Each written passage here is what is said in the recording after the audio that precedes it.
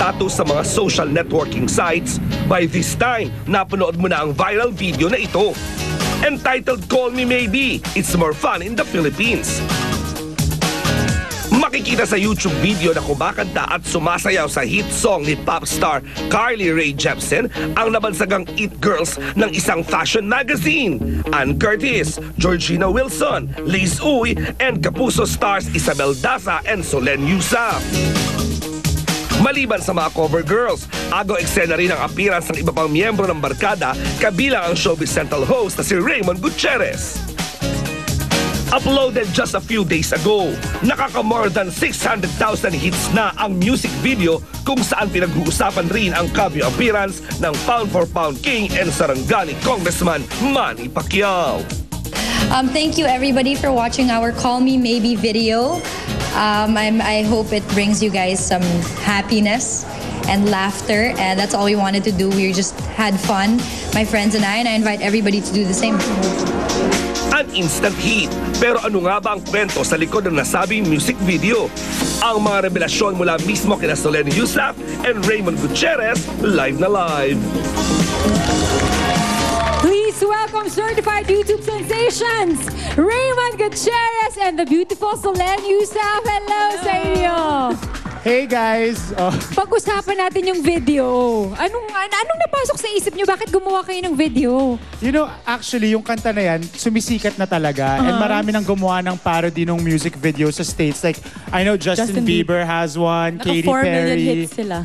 Yeah, Talaga? so marami 40, nang gumagawa nung kanta na yan. Tapos kami, parang naisipan lang namin as a barkada, parang why don't we try and having our own, di ba? Tapos ngayon may competition online kami na dapat yung mga barkadas out there should do their own video. Tapos yung winner may prize. may something special from us. From our barkada. But yung kwento kasi sa likod nun, naisip, kasi we're all so busy nowadays, na we actually don't get to see each other as often. Tapos naisipan lang namin na parang, since magkakasama na tayo, gawin na natin to, di ba? So yun. Tapos, Saan to nangyari? sa bahay ng kaibigan namin. Tapos sa shoot, behind the scenes of a preview cover sa June issue. So abangan nyo. Yes. Bakit Call Me Maybe? alam, si Georgina the song was catchy, and actually our idea ni Georgina na yun yung song na gamitin namin kasi pwede naman kami mag-upload ng any song, di ba? Pero pag pinakinggan mo yung kantang to, sobrang nakaka-LSS. So yun yung napili Very namin catchy. song. Oo. Ang gusto ko pa itanong kanina pa, paano napasama si Congressman Manny Pacquiao at gumaganong-ganong pa siya?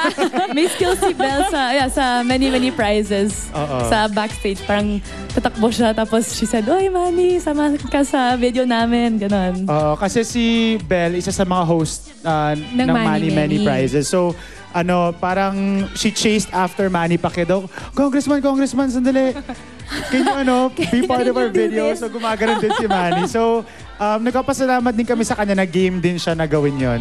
Ano yung pinaka-interesting na comment na nakita nyo dun sa video na yon?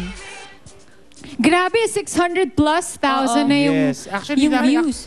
hindi namin akalain na ganun talaga ka-popular Naloka yung kami. video. At 2 weeks pa lang, wala pa. Wala pa. Mga It's 4 just 4 days, days. diba? Grabe! Sobrang daming nanonood. Yes. So, yun, yung isa doon, nagpapasalamat din kami syempre kay Miguel Lugtu, yung siya yung nag-edit ng video. And nagpapasalamat din kami sa Preview Magazine kasi they allowed us to, binulabog namin yung set nila. Mon, sino kumukuha? Wala, laptop. Laptop Laptop lang. Tapos yung press lang. record lang. Ayun lang yun. Yun lang yun. Tapos, Ang galing. ganun lang kasimple. So sa mga barkada out there, you guys can do your own Call Me Maybe video or any kind of video. And ganun lang siya kadali. Hindi siya complicated. Nakita mo sobrang fun talaga, no? Yeah. So yun, maraming salamat sa lahat na nagtitweet sa amin, nag-message sa amin na napapa-GV daw sila, good vibes yung video namin at napapasaya namin sila. Maraming salamat po. Thank you very much, Mon. Solen, thank you. Thank you. Meron kang gustong i-plug? Yes, of course, your movie is coming out. Boy Pickup next week na yung premiere, June 3 sa SM Mega Mall, 7 p.m. Tapos mamaya, actually 5 p.m. walang watch ako. May mall show kami sa SM Bikutan. So nandun lahat kami. As a Boy Pick Up the Movie. Wait, meron lang akong konting intriga about that. Sos, I just wanna ask you very quickly kasi nabalitaan namin, ikaw talaga yung main leading lady sa pelikula na to.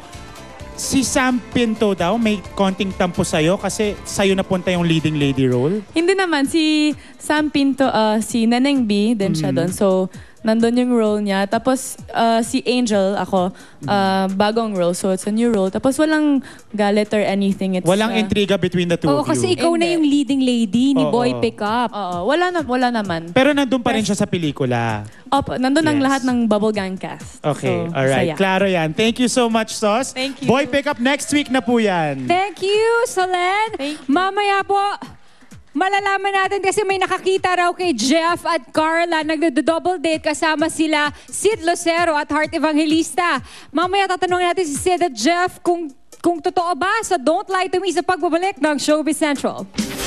Call me maybe.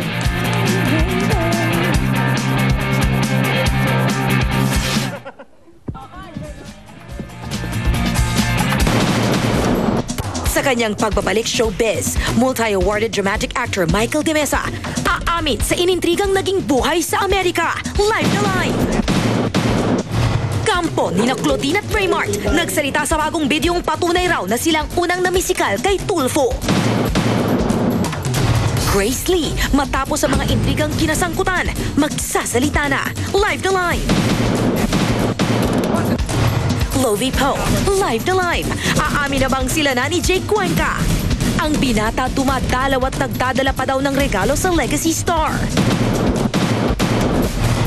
At ang special report kay American Idol Season 11 second placer, Jessica Sanchez. Exclusive mula sa Hollywood. Thank you guys so much for all the support. Love you.